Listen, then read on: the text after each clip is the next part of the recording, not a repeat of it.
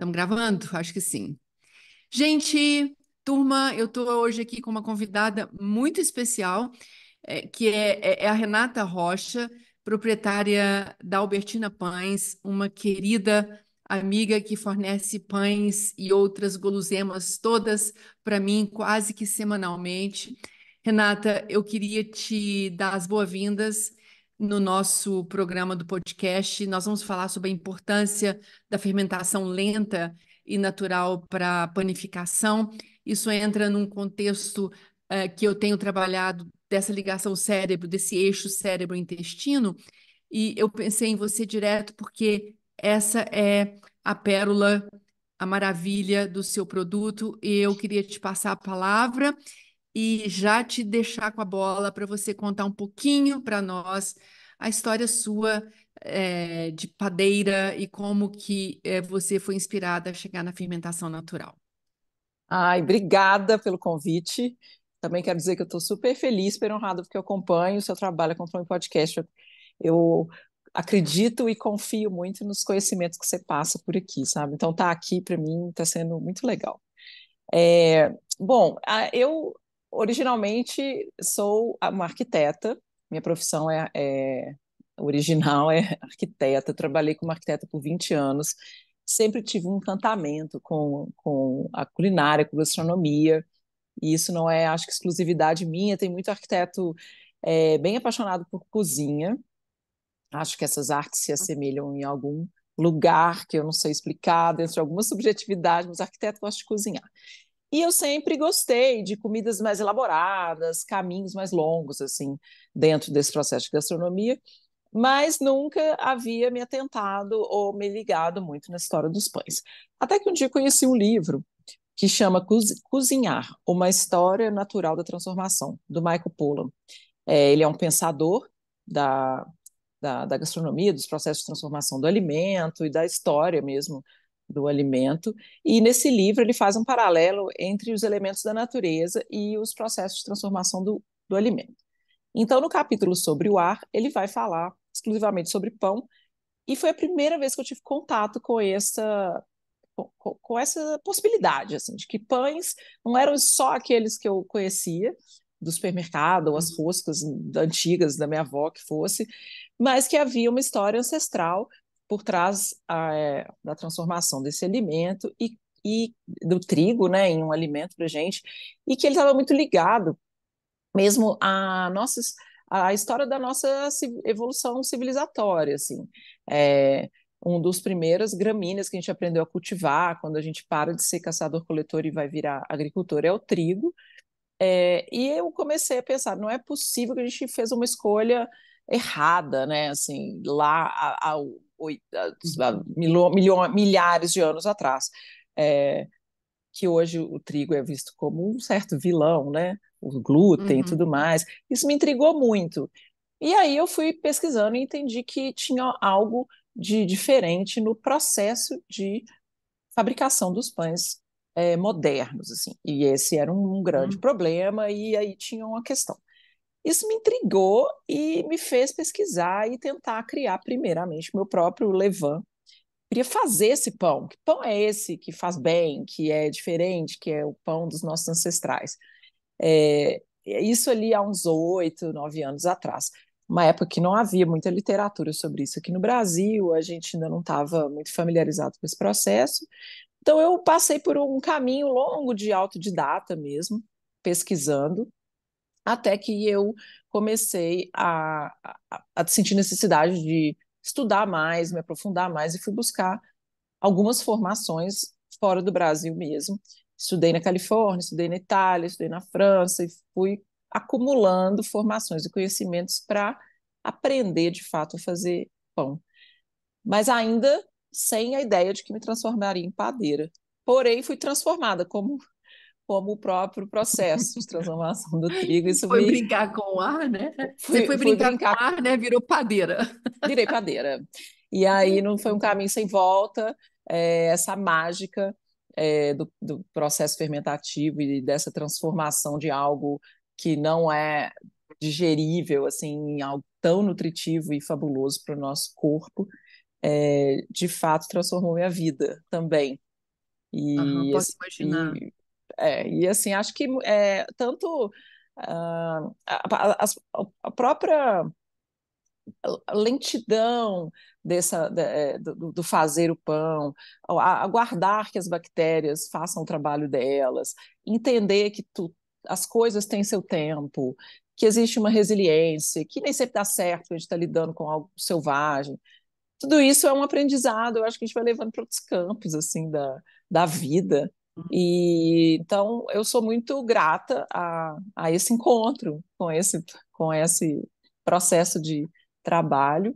E hoje a minha vida é totalmente focada e dedicada a estudar e fazer pão. Renata, eu acho isso tão incrível, é porque primeiro que você fala de três coisas, no mínimo, que já me espetam e que me animam. Primeiro, é essa história do ar, né, levado às borbulhações da fermentação, que eu acho o máximo. Esse elemento tá no, você ter contextualizado dessa maneira.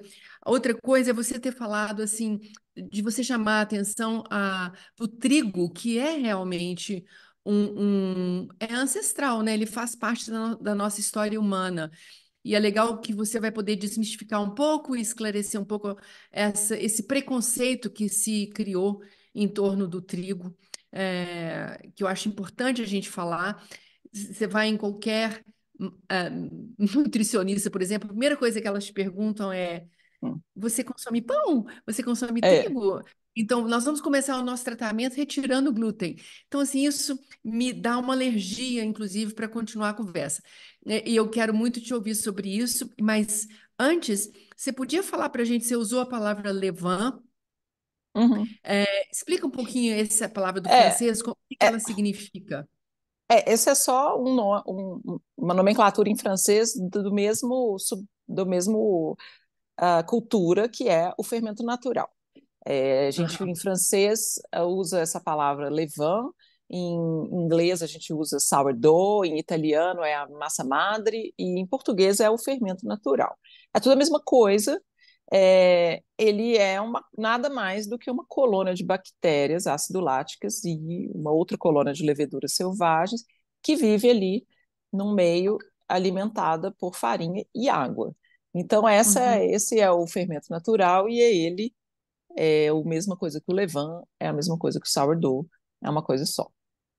Legal, agora todo pão é feito, deveria ser feito de água e trigo, né? E farinha de É, trigo, mas existe uma diferença básica entre o trabalho de fermentação lenta, natural, que você faz, de uma fermentação mais rápida, embora natural, ou mesmo a fermentação industrial. Será que você pode falar um pouquinho sim. dos É o que, benefícios e da coisa é o que, ruim? o que acontece é o seguinte, a gente primeiro tem que entender uma coisa. O pão de fermentação natural, ele é um produto feito única e exclusivamente com farinha, água e sal e o fermento natural, ou o levain, que também é farinha e água, tá? Só que, como eu havia dito antes, existe ali presente uma colônia viva de bactérias acidoláticas e leveduras selvagens que fazem um serviço muito importante com essa gramínea. É, as bactérias vão conseguir acidificar essa massa, produzindo ácidos láticos e acéticos, que têm a capacidade de fato, quebrar, através de uma ação enzimática, as grandes cadeias moleculares de proteína, que é o próprio glúten, né, uma proteína, ou Uhum. mesmo o açúcar, que é o amido, é, que é um açúcar complexo que está ali fechadinho, né, dentro do grão de trigo, e ele consegue ser quebrado em açúcar simples. As leveduras, elas fazem um outro serviço, que comer, elas se alimentam do açúcar desse, inclusive desse açúcar que ele é quebrado pelas bactérias, e produzem o dióxido de carbono. Quando a gente tem um pão de fermentação rápida, esse processo longo que eu estou dizendo, esse processo né, da atuação das bactérias ali, ele é longo. A gente precisa de pelo menos 18 a 24 horas para que essas ações enzimáticas aconteçam de fato e a gente tenha esses benefícios. Um pão de fermentação rápida, primeiramente a gente tem que entender que ele é fermentado por uma colônia única exclusivamente de leveduras que foram hoje, né, depois da modernização dos processos, elas foram separadas em laboratórios, leveduras mais eficientes mesmo para fazer esse serviço de produção de dióxido de carbono. Então, elas foram separadas e transformadas nesse fermento comercial ou fermento biológico que a gente conhece. Então, ele só tem levedura que come amido e transforma em gás carbônico de forma muito eficiente. Ou seja, em 2 horas a gente consegue ter uma massinha de trigo ali, infladinha, pronta para assar. Só que Uhum. não houveram as ações de bactérias ali. Então, a gente não produziu ácidos, não houve a quebra dessas cadeias né, de macronutrientes. É, então, né, ele fica um alimento de difícil digestão, de pouco sabor, é um sabor muito parecido com o sabor da farinha só, a gente não tem camadas ali ácidas de Uhum. sabor. Tem um tempo de prateleira menor, porque essa acidificação da massa ela previne, ela ajuda a combater a ação de fungos invasores que podem contaminar esse pão, então é como se fosse um conservante natural, e diversos outros benefícios. Então, basicamente, a gente está comendo o mesmo produto que não foi pré-digerido. Então, essa digestão fica a cargo do nosso próprio organismo, que de fato não dá conta dela. Então, eu não Uhum. acho. Quando a pessoa reclama, eu comi, eu não me sinto bem quando eu como trigo, ou quando eu como glúten, é preciso perguntar assim: qual é esse trigo que você está comendo? Você está comendo glúten de que forma? Ele está Uhum. inteiro, não fermentado, de maneira que o seu organismo precisa dar conta desse processo digestivo. E pensa bem, nossa digestão demora ali 2 horas. A gente também tem enzimas fazendo esse trabalho dentro do nosso estômago, mas não dá tempo de promover essa quebra de forma tão eficiente como as bactérias da colônia do fermento natural fazem.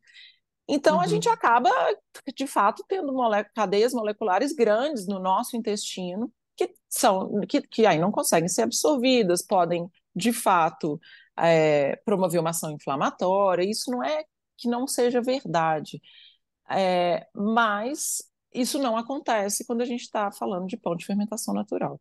E a gente tem muitos estudos e comprovações na prática mesmo, de que quando a gente se alimenta desses produtos, a gente não vai ter as intolerâncias ou os mal-estares que às vezes as pessoas têm com o pão de Aham. Não, fermentação rápida. isso é claro, assim, é claro que nós estamos deixando de lado os celíacos agora mesmo, eu sei que você vai falar sobre Claro. isso, mas as pessoas que estão nos ouvindo, acho legal elas entenderem que semana passada mesmo eu tive uma pergunta sobre desbiose no meu canal, e aí as pessoas confundem, porque a desbiose já é a pessoa que tem uma alteração natural dessa flora Uhum. bacteriana, Às vezes trato até por graço. falta de uma microbiota mais, Isso. ma, né, mais vasta, mais diversa, né? Você começa a ter Porque questões. elas, realmente a probiota dela está dançada. Então, qualquer coisa que ela coma, não é só o trigo vindo de um pão, mas qualquer outro produto, fermentado ou não, ela pode ter uma dificuldade de digestão. Então, a minha resposta foi: espera lá, primeiro vamos regular a flora, né? Essa microbiota é importante, mas o pão de fermentação lenta e natural, eu estou colocando lento antes, Uhum. porque tem uma galera por aí que faz o pão de fermentação natural que não passou pelo tempo, como você explicou, É, né? Esse usa esse tempo. usa esse levain ali só como uma camada de sabor, né? Não sei, de aroma ou de sabor, mas ele não é um ingrediente, ele é o principal agente ali, né, da fermentação. Pois Por é, isso que aí. também a gente até volta naquela ideia de que para que isso seja real, é preciso também saber quem é o seu fornecedor, né? Quem é o produtor, conhecer seu produtor e ter certeza de que você está comprando um pão que de fato foi fermentado, né? Porque eu acho isso essencial, sabe? Porque a gente precisa entender que, como eu venho dizendo no meu podcast, o pão que passou por uma fermentação lenta natural, o levain, ou sourdough, como você disse, ele é um restaurador da microflora. Ao Uhum. contrário de ser um elemento, um alimento que vai alterar, ele vai ajudar a regular, sem contar o baixíssimo índice glicêmico que um pão desse tem. Eu acho Sim, também isso é legal da muito gente importante da falar. gente ressaltar, claro. Uhum, Como da mesma forma que existe essa quebra da cadeia de proteína, né, que é o glúten, a gente também tem a quebra do amido em açúcar simples, e isso abaixa o índice glicêmico extremamente, uhum. assim. Na verdade, quanto mais longa for essa fermentação, mais essas quebras vão sendo promovidas. E aí cabe ao padeiro tomar umas decisões também, porque você tem benefícios de digestão, mas você começa a perder um pouco em sabor e em textura do produto. Então, um pão que fermentado, às vezes chega gente lá na padaria, você fermenta o pão 72 horas para mim. Existe Aham. um mito também de que isso vai ter muito benefício, mas o pão de 72 horas ele já acidificou tanto que ele começa a ter um sabor já bem azedo. Tem gente que gosta, mas é mais difícil. E o glúten foi tão degradado que ele não tem mais salto de forno. Então ele vira um pão Uhum. bem denso e bem azedo, e aí já não é tão agradável. Mas ali você vai ter, de fato, um índice glicêmico baixérrimo e quase nenhum tipo de glúten. Mas no pão fermentado por 24 horas, a gente já atinge ali, eu acredito, 40 de índice glicêmico e em uma cadeia de glúten suficientemente degradada para que a gente não tenha mal-estar nenhum. Não, isso é incrível, porque vale comparar só para quem está nos ouvindo imaginar e vendo também. Um índice glicêmico de um pão branco, esse pãozinho de supermercado ou de padarias, esse ultra industrializado, parece pão, mas não é. Esse pão tem um índice glicêmico quase de 80, né? Assim, alguns 70, É, outros perto de 80, né?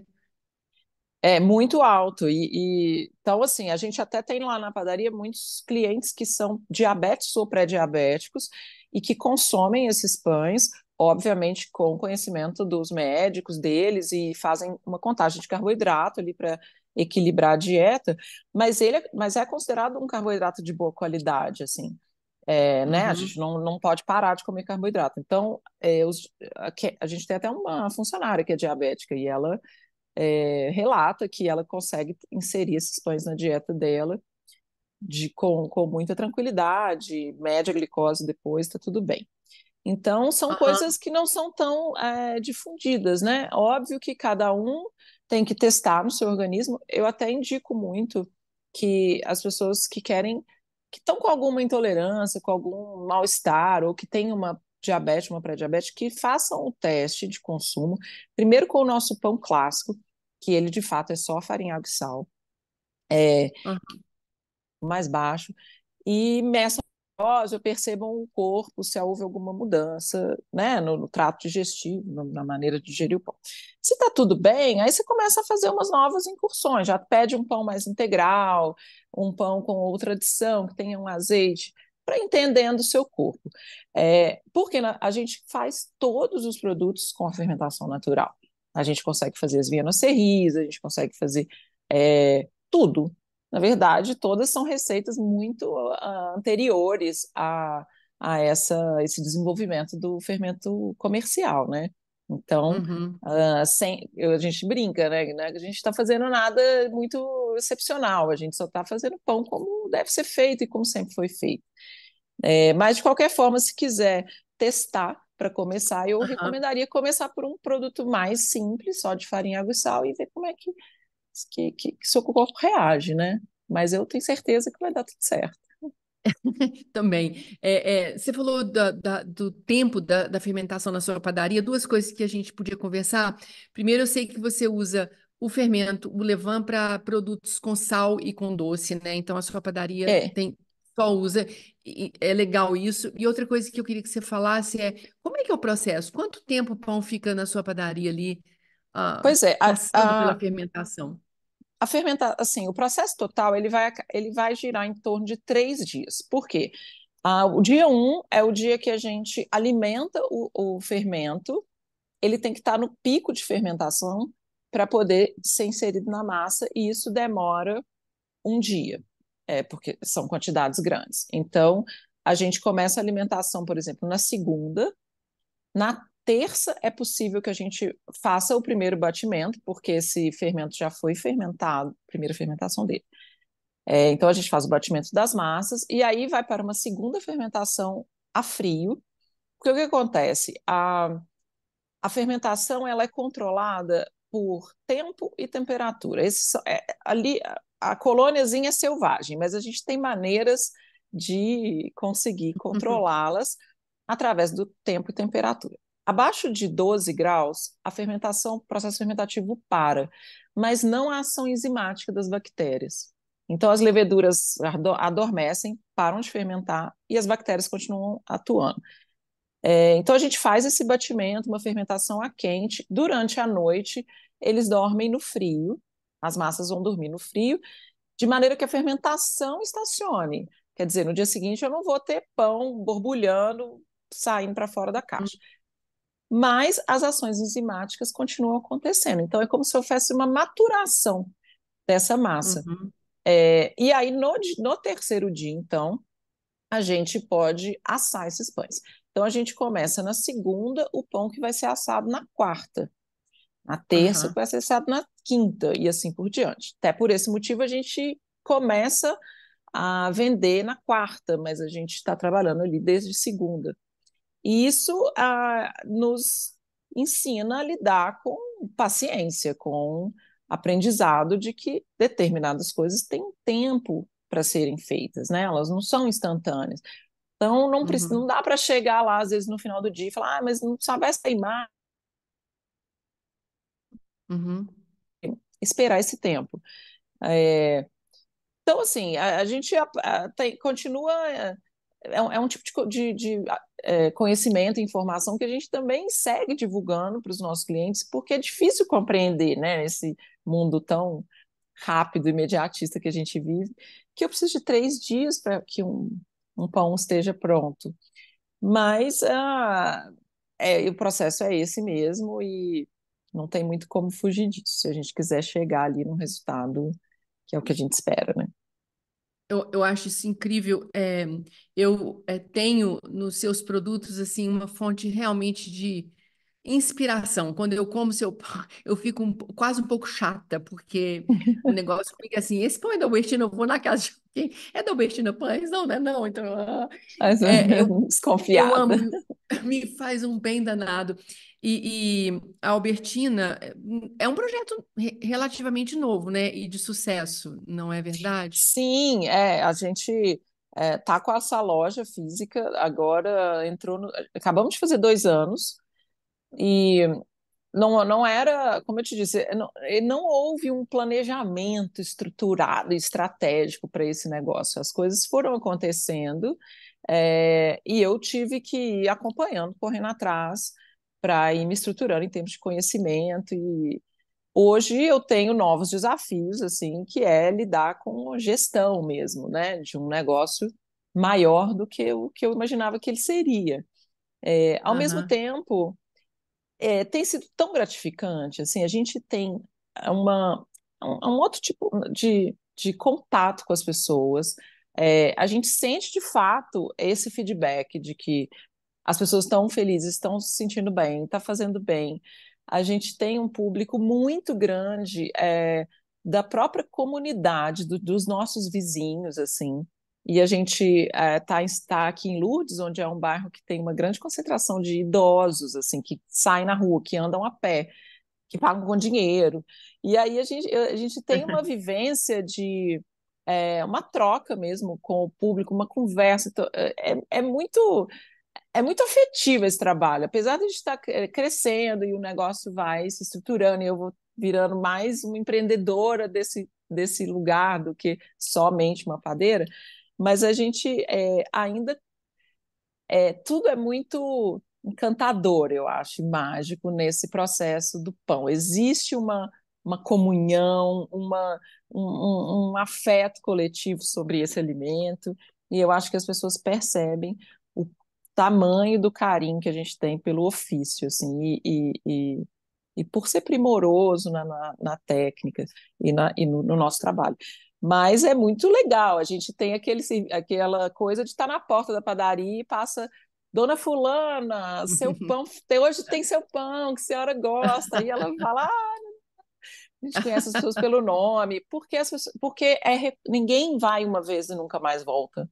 Todo Uhum. mundo entende a diferença, percebe no corpo, e aí os clientes são recorrentes, né? Todo mundo, a gente vai tendo aquela comunidade ali muito próxima, assim.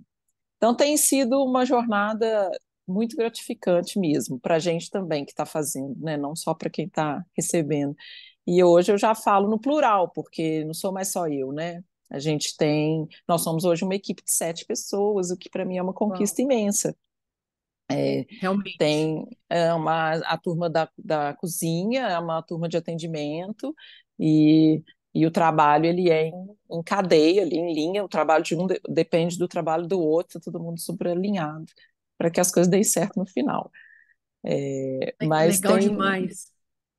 tem sido muito É, legal essa jornada. eu, eu acho assim, tudo isso também se baseia, esse produto que você coloca disponível para a gente tem também uma qualidade, né? Não é a matéria-prima do seu produto também é diferenciada, Isso. né, Eu Renata? acho eu acho que são as duas coisas, a matéria-prima e as pessoas. Uhum, Então, são indissolúveis, assim. Se a gente tiver uma matéria-prima de má qualidade, não tem como fazer um bom produto. Então, por exemplo, a gente acaba ainda tendo que comprar farinha importada. A gente tem várias questões com o trigo ainda no Brasil, além de não haver um incentivo governamental mesmo para a plantação de trigo em larga escala.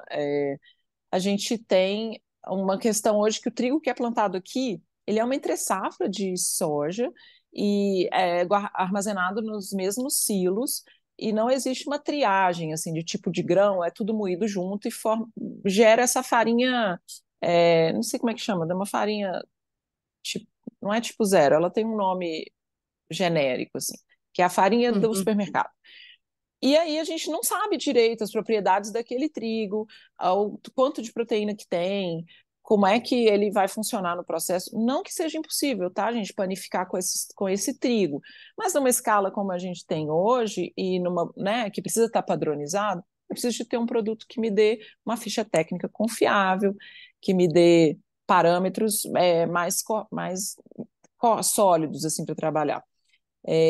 A Anvisa hoje permite que a gente tenha uma quantidade grande de resíduos de inseto, por exemplo, e matéria orgânica dentro da farinha, que é uma quantidade inaceitável em outros países europeus, por exemplo. Então, a gente não sabe direito o que tem ali, tá?